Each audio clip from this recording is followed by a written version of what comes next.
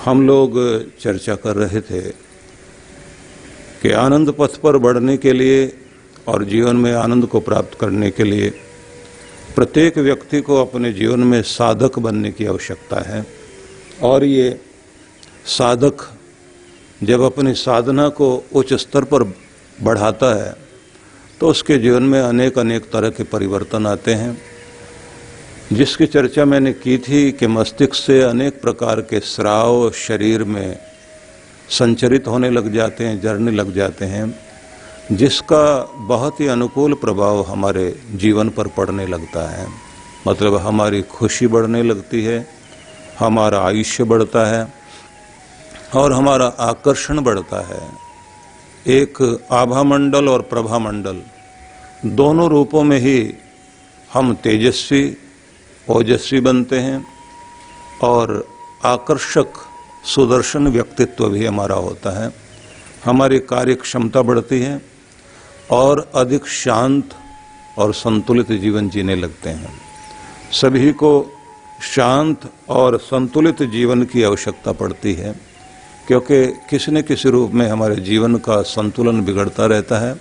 पूरी प्रकृति में सृष्टि का संतुलन दिखाई देता है और जैसे ये संतुलन कहीं भी किसी भी रूप में बिगड़ता है, वहीं पर जीवन में पीड़ाएं आती हैं। इसलिए साधकों के लिए ये आवश्यक माना गया है कि प्रत्येक व्यक्ति को हर दिन शांत रहना और संतुलित रहना, और किसी भी प्रकार से हम अपने आपे से बाहर ना जाएं। मतलब जो हमारा निज स्वरूप है, जो हमारा आत्म स्वरूप है, उसमें स्थित होने की कोशिश करें। प्रश्न उठता है कि हमारा निज रूप क्या है? तो निज रूप वही है जो हम इस दुनिया में बाल्यकाल से लेकर आए। प्रसन्न रहना, खुश रहना, मुस्कुराते रहना, शांत रहना, निर्भीक रहना और मधुर बने रहना, निश्चिंत रहना, आह्लादित होना और उन्मुक्त गगन में विचरण करने वाले पंछियों की तरह हमारी इस दुनिया में उड़ान चलती रहे। मतलब हम खेलते, खाते, आनंद मनाते, चहकते हुए दूसरों को भी प्रेम से अपने साथ जोड़ते हुए जी सकें। अगर इसको हम दूसरे ढंग से समझें तो हमारा निज स्वरूप जो नहीं है और वो हमारे जीवन में आ गया, उसे जरूर जान लें। जैसे क्रोध करना ये हमारा स्वभाव नहीं है, लेकिन जीवन से ये जुड़ गया। चिंता करते रहना ये हमारा स्वभाव नहीं।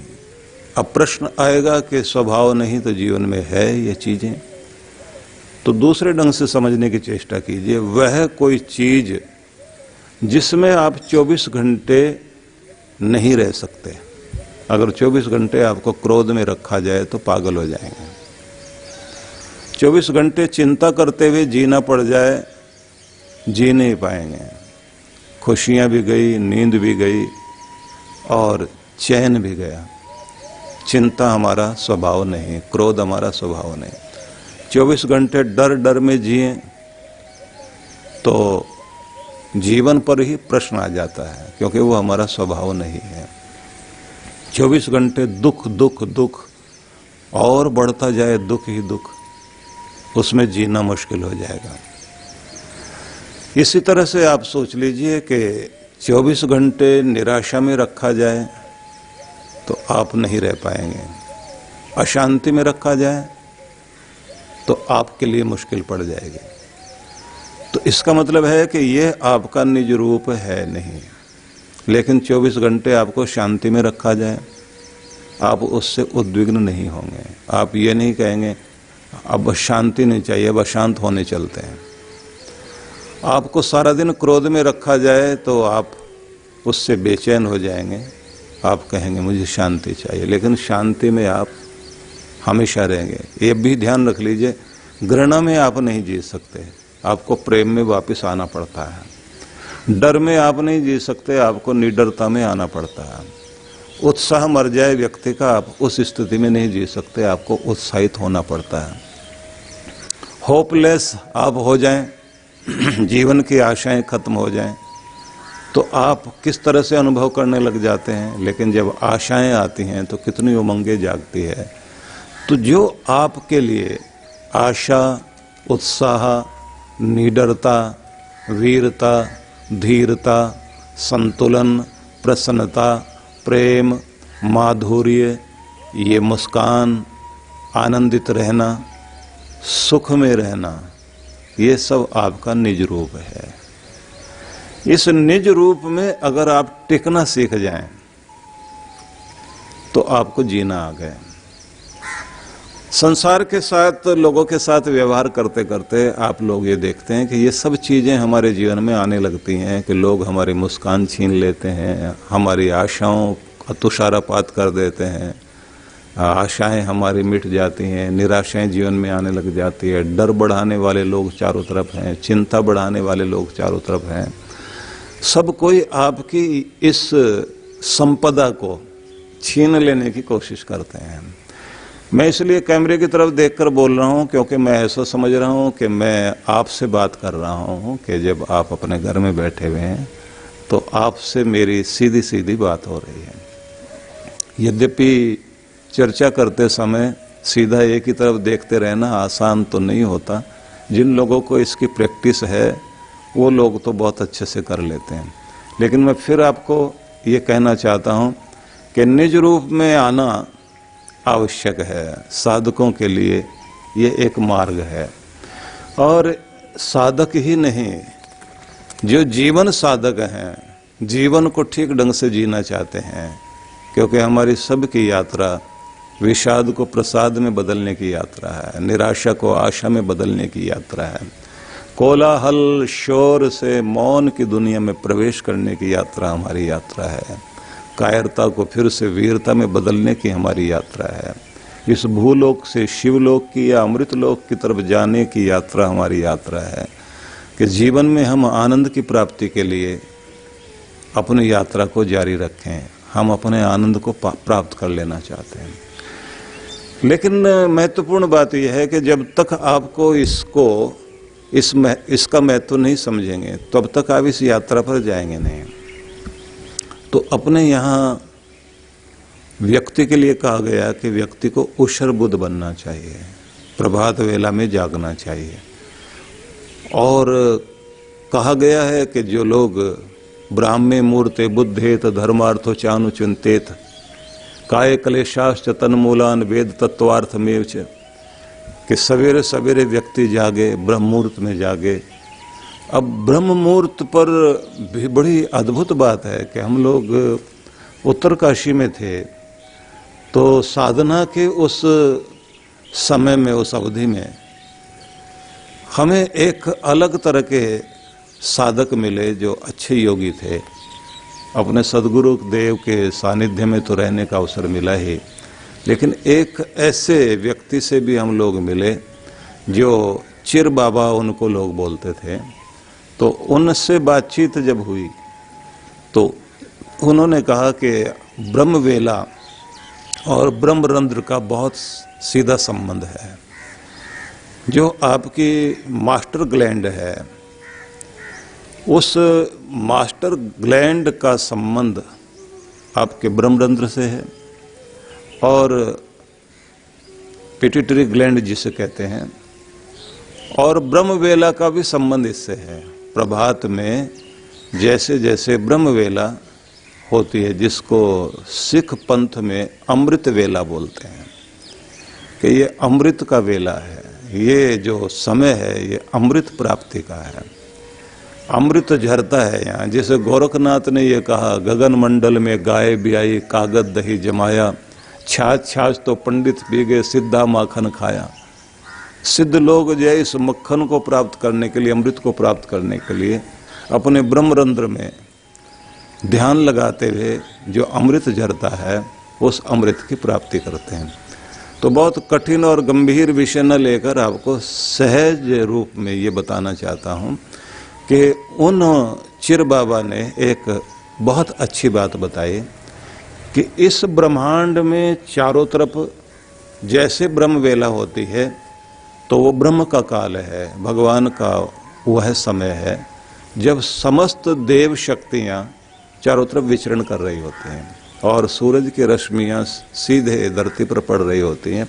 जागृति काल वह आने वाला होता है, क्योंकि सूरज उगने से पहले तक का जो समय है, कहना चाहिए वैसे तो कुछ लोग बोलते हैं 3:42 से सूरज का प्रभाव धरती पर आना शुरू होता है और उसी को कहा जाता है कि वो ब्रह्मवेला है। कुछ लोगों का कहना है कि 4:24 से लेकर और सूरज उगने तक का जो समय है वो ब्रह्मवेला है। उस वेला में आपको लाभ लेना चाहिए। और कुछ का कहना तो ये है कि 4:24 से लेकर 5:24 तक का जो समय है उसमें तो हर व्यक्ति को जाग जाना चाहिए। वाल्मीकि रामायण में जैसे आता है कि हनुमान जी जिस समय सीता जी को खोजते खोजते पूरी लंका में उन्होंने खोज लिया, लेकिन सीता जी का पता नहीं पाया, तो उसके बाद में वो ये समझकर कि ब्रह्मवेला होने वाली है, इस समय में कोई भी जो अपनी परंपरा के लोग हैं, आर्य संस्कृति देव संस्कृति के लोग हैं, उनकी परंपरा अलग है जो राक्षस संस्कृति में नहीं है। राक्षस संस्कृति जो भोग संस्कृति है, उसके लोग जो है वो सुबह नहीं उठते।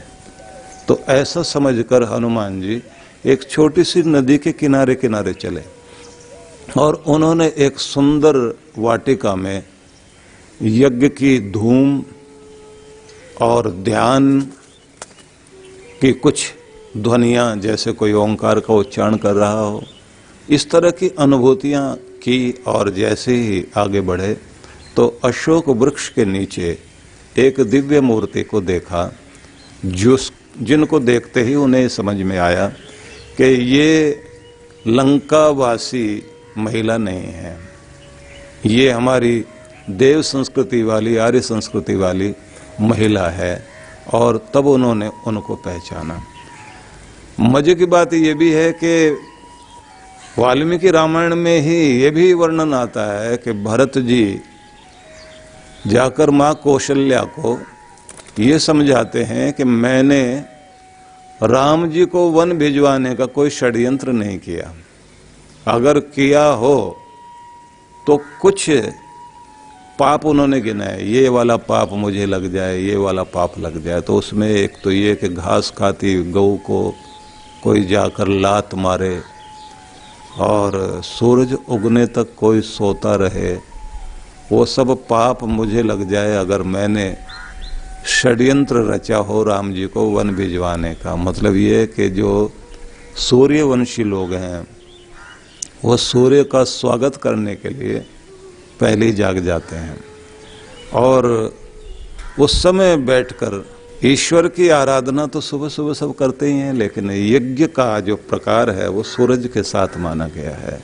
कि देव यज्ञ जो है अग्निहोत्र व्यक्ति को सूरज उगने के समय में अवश्य करना चाहिए, क्योंकि इसको हमारा जो मानव धर्म शास्त्र है उसमें ये बताया गया, नो तिष्ठति यह पूर्वाम नो पास्ते यस्तु पश्चिमम स शूद्रवत बहिष्कार्य सर्वस्मात् द्विज कर्मणा, कि अगर कोई सुबह उठकर सूरज उगने के समय में नो तिष्ठति यह पूर्वाम, पूर्व दिशा की ओर मुख करके न बैठे, नो पास्ते यस्तु पश्चिमाम, और सांध्य वेला में जो है पश्चिम में जाते हुए सूरज का वो स्वागत करते हुए और मन को शांत करके ईश्वर की आराधना में न बैठे, तो ऐसा व्यक्ति नास्तिक है। समुदाय से और संबंधों से उस व्यक्ति से बचना चाहिए, क्योंकि ऐसा व्यक्ति नास्तिकता फैलाएगा, आपको भी ईश्वर से और धर्म से दूर ले जाएगा। ऐसी कड़ी चेतावनी भी दी गई। तो इससे ये पता लगता है कि हमारे ग्रंथों में प्रभात को बहुत महत्व दिया गया कि सुबह उठकर आप अवश्य अपने ब्रह्मरंध्र से अपना ध्यान टिकाकर ईश्वर की कृपाओं को और जो देन प्रभु की मिल रही है उस सब को हमें प्राप्त करना चाहिए। और वेदों में जब हम लोग पढ़ते हैं तो वहां तो सीधा सीधा कहा गया पश्येम शरदशतम जीवेम शरदशतम, लेकिन वो सबसे पहले तच्चक्षुर्देवहितम पुरस्ता शुक्रमुच्चरत, उगते हुए सूरज को देखते हुए, मतलब सूरज का स्वागत करने के लिए हम जागें, अपने जीवन में सूरज उगाएं और उगते सूरज का स्वागत करें, खुद जागृत हों।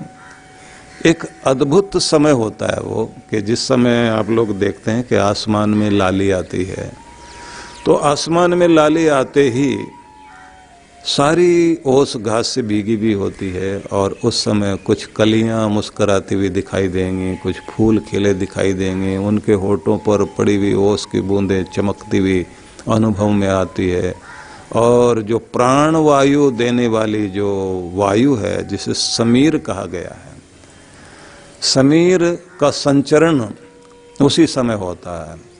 तुहीन बिंदु बोलते हैं ओस को, जिसको शबनम बोलते हैं उर्दू में, कि वो तुहीन बिंदु, वो जो ओस है जो घास पर पड़ी हुई है और सूरज के किरणों के साथ मोती बनकर चमक रही है, तो सूरज के आने से पहले लाली आती है। और जैसे ही लाली आने वाली होती है तो उससे पहले ही आपने देखा होगा, अनुभव किया होगा कि सारा जीव जगत जाग जाता है।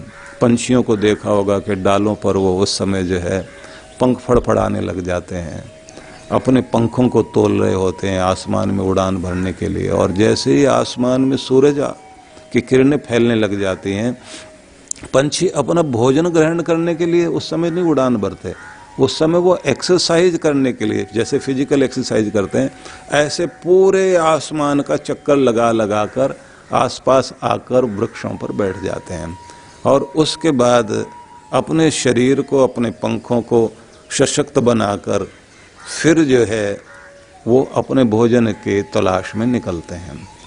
और जैसे जैसे आसमान में लाली आती है तो एक और अद्भुत बात होती है, उस समय जैसे झील में, तालाब में कमल खिल रहे होते हैं, तो उसी समय में मछलियां जो है वो बहुत तेजी से गति कर रही होती हैं, क्योंकि वो जो रंग आता है उस समय आसमान में, वो जो लाल रंग है, वो जो सिंदूरी रंग है, जिसको सौभाग्य का रंग माना जाता है, जिसको दुल्हन अपने माथे पर लगाती है और जिसको अपनी मांग में भरती है, वो उषा का रंग है, सौभाग्य का रंग है, जागृति का रंग है, जिंदगी का रंग है। उस रंग को अपने माथे पर और अपने मांग में भरकर वो जागृति और जिंदगी का, सौभाग्य का प्रतीक उसे धारण करती है। और मजा ये भी है कि जैसे वो लाली आसमान में आती है, उसी के साथ मछलियां पानी के अंदर उछल कूद करने लग जाती हैं।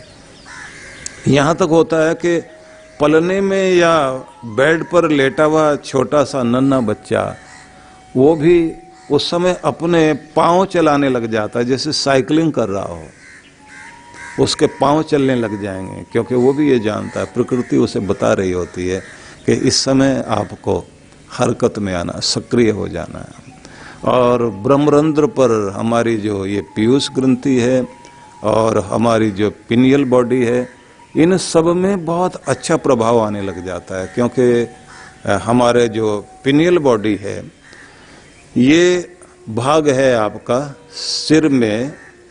आपने देखा होगा छोटे से बच्चे का एक ये भाग जो है यहाँ से हिलता रहता है, जो नवजात शिशु होते हैं वो हिलता रहता है, उसके पास वाला भाग जो है वो उस ग्रंथि का है। इसका संबंध आपके आज्ञा चक्र से है।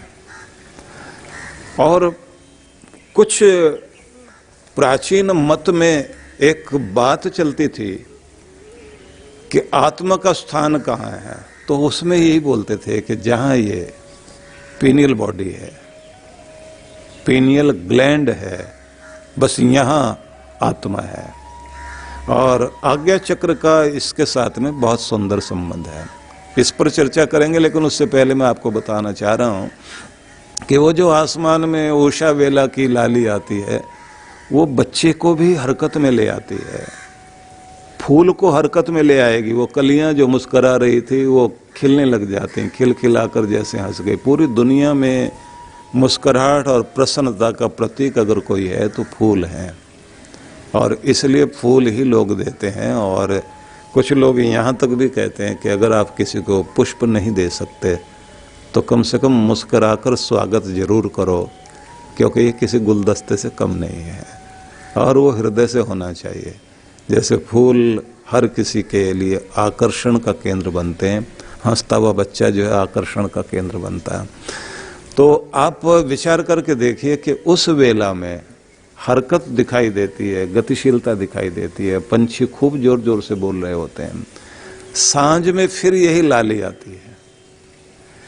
सांझ में जब ये लाली आती है तो उस समय भी सारे पंछी डालों पर इकट्ठे होकर बहुत जोर जोर से बोलना शुरू करेंगे, और जैसे जैसे अंधेरा बढ़ेगा, सूरज चला जाएगा, पंछी शांत हो जाएंगे।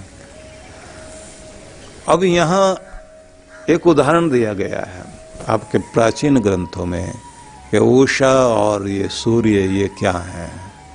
तो कहा गया ये पति है सूर्य, और उषा जो है वो पत्नी है। तो वो पहले जागती है, बाद में पति। और शाम के समय में ये कहा जाता है कि पति जो है वो अपने सारे कार्य करने के बाद घर में लौट आता है, तो वो आए और शांत होकर बैठे कि आपका कार्यकाल बाहर का पूरा हो गया, अब आप शांत होकर बैठी। वो जैसे शांत होता है तो उसके बाद पत्नी आती है, वो जो लाली है जिसको अरुणिमा बोलते हैं। अरुणिमा जो है लाली है, जो सुबह सुबह आती है, वो शाम को भी आती है। कहते हैं कि पति आए और घर में वो तो शांत होकर बैठे, अब पत्नी का कार्य शुरू हो जाता है कि वो अपने घर को सुंदर ठीक ठाक बनाए और सबको शांत करके, सबको घर में जो चीज़ें चाहिए वो देकर उसके बाद फिर वो सोने की तैयारी करे। मतलब आखिरी कार्य निपटाने की जिम्मेदारी उसकी है। तो पहले लाली आती है सुबह, सूरज बाद में आता है। शाम को सूरज पहले चला जाता है और लाली उसके बाद में आती है। तो इस सब का मतलब यही माना गया है कि ये सब वो सौभाग्य है, लेकिन सभी देव पुरुषों को सूरज के साथ जुड़कर अपनी जीवनचर्या चलानी चाहिए। इसी में माना गया कि आपका भोजन भी इसी तरह से होना चाहिए कि आपका जो भोजन है वो सूरज के साथ ही चले। तो 12 बजे आपके जो भोजन की स्थिति है वो सबसे उत्कृष्ट मानी जाती है। हम अधिक दूर ले जाना चाहते हैं तो 1 बजे तक, इसके बाद भोजन किया जाता है तो फिर कहते हैं कि वो मेद को और कफ की वृद्धि करता है। कुछ लोगों के अंदर पित्त प्रकृति वालों को वो पित्त देता है। इसी आधार पर फिर आहार की एक बहुत अच्छी प्रक्रिया का वर्णन किया गया कि सूरज के साथ ही आपने खाना है, सूरज के साथ ही खाकर। जैसे जैन पंथ में बहुत सारे लोग जो है वो सूरज के साथ ही जीवन जीते हैं, उसके बाद में भोजन नहीं करते। इस पर मैं पढ़ रहा था, डॉक्टर दीपक चोपड़ा जो बहुत अच्छे चिंतक हैं, बहुत अच्छे लेखक हैं, अमेरिका में रह रहे हैं। कुछ साल पहले मैंने उनकी पुस्तक पढ़ी थी जिस पर उन्होंने आहार विषय में सूरज के संबंध को बहुत अच्छे से दर्शाया। लेकिन यहाँ वो प्रासंगिक नहीं होगा क्योंकि विषय न बदल जाए। मैं आपको फिर वहीं लेकर चलता हूँ कि आपको साधक यदि आप हैं या फिर आप ये चाहते हैं कि एक उत्कृष्ट जीवन जिएं, तो एक तो अपने निज रूप में आए, आप अपने स्वरूप को, वास्तविक रूप को जानें। और दूसरी बात आ जाती है कि वास्तविक रूप को जानने के बाद फिर आपको ब्रह्म वेला का लाभ लेना चाहिए। और तीसरी बात हुई कि ब्रह्मरंध्र पर सीधा प्रभाव ब्रह्म वेला में पड़ता है। 2 ग्रंथियां आपकी सिर में है, एक को आप आज्ञा चक्र से संबंधित मानते हैं, दूसरी ग्रंथि को आप अपने ब्रह्मरंध्र के साथ में संबंधित मानते हैं। और ये जो ब्रह्मरंध्र है ये 10वां द्वार है।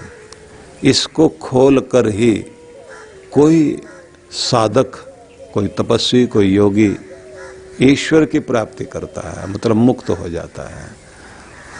अब प्रश्न ये आता है कि हम यहाँ तक पहुँचें तो उससे पहले अपनी यात्रा को, हर दिन अपनी साधना को, अपनी भक्ति को कैसे बढ़ाएं, क्योंकि हमारा अमृत अंदर है, हमारा आनंद हमारे अंदर है। तो मैं यहाँ पर कहूँगा कि जैसे कल मैंने चर्चा की थी कि हमारे ध्यान करने से मस्तिष्क से कुछ स्राव शरीर में जाने लग जाते हैं, अलग अलग तरह से हमारी ग्रंथियों का प्रभाव शरीर में जाने लग जाता है, जिसमें मैंने आखिर में आपको एंडोर्फिन हार्मोन के संबंध में चर्चा की थी, जिसमें मैंने कहा था कि ये हार्मोन जब शरीर में आता है तो कुछ लोग कहते हैं कि ये हार्मोन जो है दौड़ने वाले लोगों को बहुत अच्छे से प्राप्त होता है।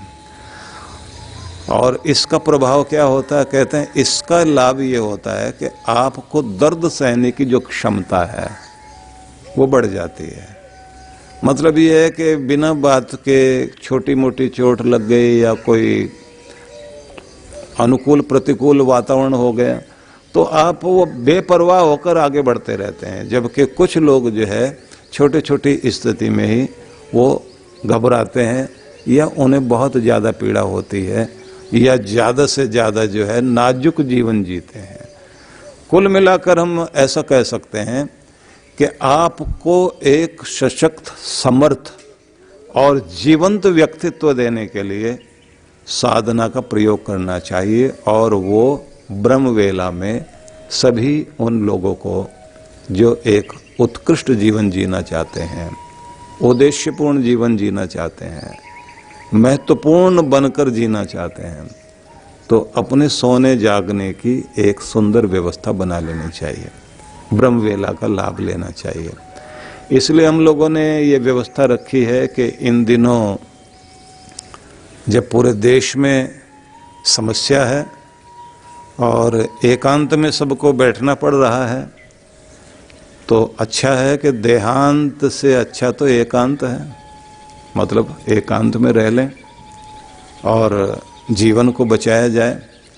तो इस स्थिति में सब लोगों को एक अवसर भी है आत्मचिंतन करने का, और आने वाले समय में अपने जीवन को उत्कृष्ट ढंग से हम जी सकें। तो जैसे आप लाल बत्ती पर आपकी गाड़ी रुकती है तो कई स्थानों पर वहाँ पर लिखा हुआ होता है रिलैक्स, कि यहाँ आप बेचैन होकर प्रतीक्षा मत कीजिए, विश्राम कीजिए, शांत हो जाइए, क्योंकि इस पड़ाव से फिर आपने आगे चलना है। बीच बीच में ऐसी रुकावटें आया करती हैं। जब भी कोई रुकावट आती है आपको ज़्यादा शांत होकर और वहाँ से आगे की यात्रा करने के लिए चलना होता है। एकांत जो है व्यक्ति के जीवन में एक बहुत बड़ी चीज़ है, वो उसको बिगाड़ता भी है और वो उसको बनाता भी है। अगर एकांत का सेवन ठीक ढंग से करने वाले हम लोग बन जाएं तो जिंदगी ऊंचाई पर पहुंचती है। और हर कोई व्यक्ति हर दिन अपना व्यक्तित्व बना रहा होता है। हर कोई व्यक्ति हर दिन अपने व्यक्तित्व को नीचा भी दिखा रहा होता है, क्योंकि हर दिन आपकी कीमत या तो घटती है या फिर बढ़ती है। अगर आप अपने जीवन की कीमत बढ़ाना चाहते हैं तो अपने अंदर योद्धा वाली शक्ति लाइए। हो सकता है कि कभी कभी आपके हौसले पर प्रश्न चिन्ह आ जाए, कभी आपके सपने टूटे, तो वो जो कहते हैं ना कि ख्वाब टूटे हैं मगर हौसला जिंदा है। हो सकता है कि हमारा सपना टूट गया हो पर हौसला नहीं टूटने देना। ख्वाब टूटे हैं मगर हौसले जिंदा है। हम वो हैं जहां मुश्किलें शर्मिंदा हैं। बस ये महत्वपूर्ण बात है कि आपका हौसला अगर जिंदा है तो आपकी मुश्किलें शर्मिंदा हैं, और अगर आपका हौसला टूट गया तो फिर आपकी मुश्किलें जिंदा हैं। आप जिंदा है या नहीं कह सकते। तो कहते हैं कि अगर जिंदा हो तो जिंदा दिखाई भी दो, मरे मरे मत जियो, टूटे टूटे मत जियो। कोई एक युवक गया डॉक्टर के सामने और जाकर उसने कहा, डॉक्टर साहब मेरे आँखों से जो है वो कमजोरी बहुत लगती है, आँखों के सामने तारे से टूटते नजर आते हैं। उन्होंने पूछा कि उम्र कितनी है? बोले 25 साल। बोले हो सकता 26 साल में सूरज ही टूट जाए तुम्हारा। क्योंकि जब युवा अवस्था में ही निराशा और उसी तरह की बात, तो फिर जब यौवन और अपने उफान पर आएगा उस समय तो आदमी और ज़्यादा मुश्किलों से, समस्याओं से लड़ता हुआ दिखाई देना चाहिए। लेकिन जिस आदमी के अंदर निराशा अधिक हो तो जीवनी शक्ति कहाँ बचेगी। इसलिए फिर आपको वहीं लेकर चलता हूँ कि साधना का ये क्षेत्र अद्भुत है, और जीवन को ऊंचा उठाने के लिए आपको अपना आसन संभालना पड़ेगा। आपके लिए भारत के ऋषियों ने बहुत अद्भुत चीज़ें दी हैं कि सोने के लिए एक चटाई भर की जगह काफ़ी है, और व्यायाम करने के लिए, योगासन करने के लिए भी चटाई भर की जगह, उतने में काम चल जाएगा आपका। पढ़ने के लिए, साधना करने के लिए भी वही, और तो और अपने यहाँ तो मरने के लिए भी इतनी जगह चाहिए, उतने में ही जो संस्कार हो जाता है। हमें और कोई करने की आवश्यकता नहीं पड़ती, मतलब बहुत छोटे में और वही चटाई लपेट के रख लेते हैं लोग। मैं ये नहीं कहता आप चटाई वाले बन जाएं, लेकिन मैं ये जरूर कहना चाहता हूँ कि अपनी आवश्यकताओं को इतना न बढ़ा लेना कि जिंदगी भर आवश्यकताओं के साधन जोड़ते जोड़ते जीवन ही खत्म हो जाए। जैसे कहा जाता है ना कि कोई एक वीणा वादक था, सितार बजाने वाला। उसने कहा साहब मैं बहुत अच्छी वीणा बजाता हूँ, मुझे मौका दीजिए। तो उसको मौका दिया गया। सबने कहा कि केवल 10 मिनट का समय है, 10 मिनट में आप अपनी वीणा सुनाइए। अब वो 10 मिनट में वीणा सुनाए तो बैठ गया स्टेज पर जाकर, और फिर उस वीणा के कान उमेटने लगा। आपने देखा होगा कि सितार के तार मिलाने पड़ते हैं, कभी वो ऊपर वाला कान उमेटे, कभी नीचे वाला, कभी तुन तुन करे, कभी बीच में से करे। 10 मिनट बीत गए और उसको कहा भाई साहब नीचे आ जाइए आप। अब वो बोले अभी तो मैंने तैयारी की है। बोले आपने तैयारी की लेकिन अपना टाइम पूरा हो गया। बात का मतलब क्या हुआ? अपने वीणा को तैयार रखिए, टाइम उतना ही सबके पास में। अगर तालमेल मिलाने में ही, आपका साधन जोड़ने में ही, पदार्थ इकट्ठा करने में ही, आपका आयोजन की व्यवस्था करने में ही जिंदगी पूरी हो गई तो आयोजन कब होगा, गीत कब गाओगे, आनंद कब मनाओगे, कब जियोगे। इसलिए चीज़ें इकट्ठी करते रहने में ही सारा समय मत लगा देना। तो फिर चीज़ें कब इकट्ठी करें, साधन सामग्री भी तो चाहिए। बस यहाँ एक बात समझने की है, साधन सामग्री इकट्ठी करते करते ही आनंद मना लिया जाए। जीवन की सीढ़ियाँ चढ़ते चढ़ते ही आनंदित होकर जिया जाए। अगर आप ये सोचेंगे काम पूरे हों उसके बाद हम आनंदित होंगे, तो न तो काम कभी किसी के सारे पूरे हुए और न कभी आप आनंद मना पाएंगे। इसलिए आनंद को पहले रखिए, कार्य को उसके साथ में रखिए। आनंद मनाते हुए, खुशियाँ मनाते हुए, आनंदित रहते हुए जिंदगी को आगे बढ़ाया जाए। तो हर दिन आपको सबसे पहले ये ध्यान रखना है कि जल्दी सोकर जल्दी उठिए और अपना आसन संभालने वाले बनिए। अब बात आती है कि ये साधना की बात जो मैं कर रहा हूँ, क्योंकि आनंद पथ पर आगे जाने के लिए कौन कौन सी चीज़ों को विशेष रूप से महत्व देना पड़ेगा, तो इसके लिए मैं आपको कुछ खास तरह की चीज़ बताना चाहता हूँ। आपने नाम सुना होगा पैथागोरस का, एक बहुत बड़े दार्शनिक एक बहुत बड़े फिलोसफर हुए, ग्रीक फिलोसफर थे। यूनान में हम सुकरात का नाम सुनते हैं, प्लेटो का नाम सुनते हैं, तो उसी तरह से हम लोग एक नाम सुनते हैं, पैथागोरस। पैथागोरस वो व्यक्ति था जिसने पश्चिम को पूरब से जोड़ने की, या कहना चाहिए कि पश्चिम के दर्शन शास्त्र का जिसे फादर माना गया, अद्भुत व्यक्ति था। बहुत अदब उसको दिया गया, बहुत सम्मान दिया गया। उस व्यक्ति को कहीं पता लगा कि रहस्यवादी विद्या को सीखने के लिए मुझे इजिप्ट में जाना पड़ेगा, मिस्र के अंदर। तो मिस्र में जाने के लिए वो वहाँ का जो मिस्टिसिज्म स्कूल था उसमें शिक्षा लेने के लिए वो व्यक्ति गया। पैथागोरस जैसे वहाँ पहुँचा तो पहुँचते ही उसने कहा मैंने यहाँ एडमिशन लेना है, और बड़ा नाम था उस व्यक्ति का। उसने बताया कि मैं ये हूँ, इतना जानने वाला, इतनी चीज़ें मेरे पास हैं। उन लोगों ने कहा कि आप बताइए कि आपको स्वयं को शांत रखना आता है, आपने प्राण विद्या पर कुछ काम किया है, आपने कोई अपने विशेष पॉइंट पर, जिसको मतलब अपने यहाँ आज्ञा चक्र कहते हैं, वहाँ पर एकाग्रता साधी है? तो उन्होंने कहा नहीं, आपने अपना खान पान, अपना व्यवहार, अपना सोना जागना उसको साध लिया है। तो इन्होंने कहा कि देखिए मैं विद्या ग्रहण करने के लिए आया हूँ, कोई किसी आर्मी स्कूल में एडमिशन लेने के लिए नहीं आया हूँ। हमने तो एक नॉलेज लेनी है। और आप इस तरह की बात कर रहे हैं कि जैसे हमको जो है किसी आर्मी स्कूल में जो है वो भर्ती करने के लिए बुला लिया गया हो। तो उन्होंने ये कह दिया कि देखिए आपकी बात हम अथॉरिटी तक पहुंचा देते हैं। अथॉरिटी अगर आपको आज्ञा देती है तो आपको जो है हम मौका देंगे, और अगर आप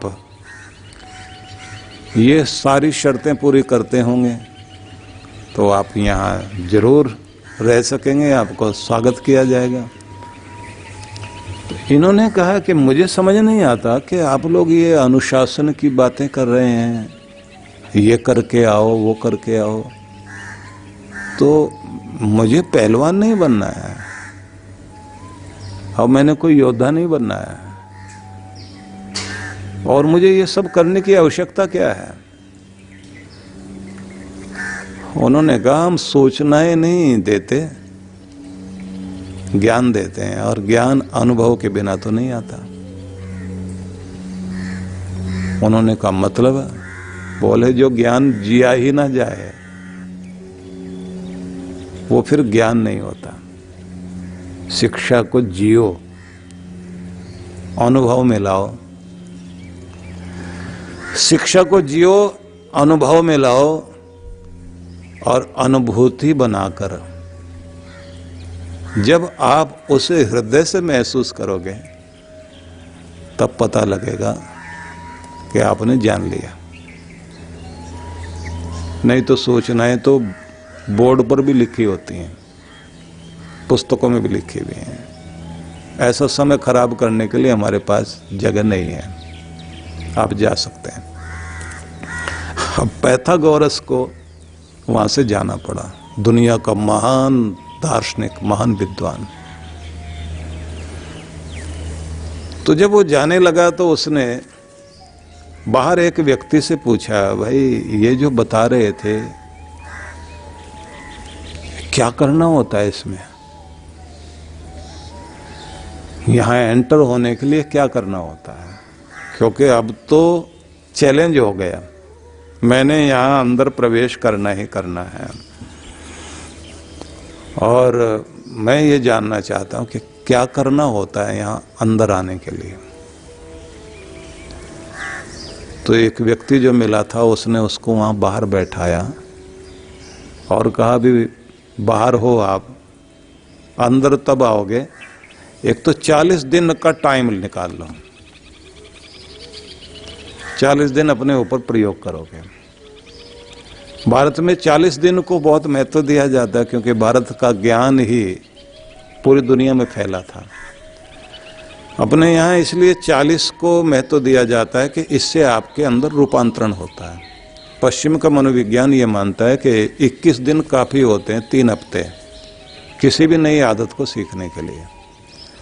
हमारे यहाँ ये माना जाता है भारत में कि आपको 40 दिन चाहिए पुराने को धुलने के लिए, और 21 दिन ही उसी में प्रयोग करने होते हैं, जिसमें आप नई चीज़ें सीख भी सकते हो। इसलिए 40 का इतना महत्व हो गया कि आपके यहाँ तो दुर्गा चालीसा हो या शिव चालीसा हो या हनुमान चालीसा या चलिया करने की परंपरा, सब में 40 है। और इतना 40 चल पड़ा कि 40 दिन तो चाहिए ही चाहिए। अब अगर गोस्वामी तुलसीदास जी ने इतनी बड़ी रामायण रामचरितमानस लिखा है, तो हनुमान चालीसा में 40 ही क्यों 100 करके छोड़ते हैं। लेकिन एक चिंतक के लिए आवश्यक है, जो युग दृष्टा होते हैं, वो युग के अनुरूप नहीं, युगों को बदलने की शक्ति रखते हैं। और जो युगों को बदलने की शक्ति रखते हैं, तो उनका चिंतन बड़ा दूरगामी होता है। बहुत दूर तक जाकर के सोचते हैं, देखते हैं कि क्या करना होगा। तो सबसे पहले तो पैथागोरस को उस व्यक्ति ने बाहर बैठे बैठे कहा कि देखिए 40 दिन अपने ऊपर प्रयोग करो, और ये ध्यान रखो यहाँ पहलवान नहीं बनाया जाता, यहाँ जो कुछ बनाया जाता है ना, पूर्णत्व की तरफ लाने का रास्ता है यहाँ, नहीं तो जिंदगी अधूरी रह जाएगी। और जिंदगी को छोटा करके नहीं जीना चाहिए, जीना है तो बड़े ही बन करके जियो। कुछ लोग कहते हैं ना कि गधे पर क्यों बैठना है तो हाथी पर ही बैठना है, तो छोटी कल्पना क्यों करते हो। हमें बड़ा सोचना चाहिए। तो कहा 40 दिन तो पूरे करो। दूसरी बात उससे कही कि और क्या करना है, बोले शरीर की साधना के साथ शरीर को जो है साधिए, जिसको आपके यहाँ योगासन करना बोलते हैं, कि थोड़े थोड़े योगासन, बॉडी को लचीला बनाना, फ्लेक्सिबल बनाना, शरीर आपका उस तरह से तैयार रहे कि बुढ़ापे तक आपकी रीढ़ अच्छी तरह से मुड़ सके, झुक सके, आपकी हड्डियां ठीक से काम कर सकें, और आपकी मांसपेशियां भी इतनी सशक्त हों कि आप अपने शरीर का भार भी संभाल सकें, कुछ वेट भी उठा सकें।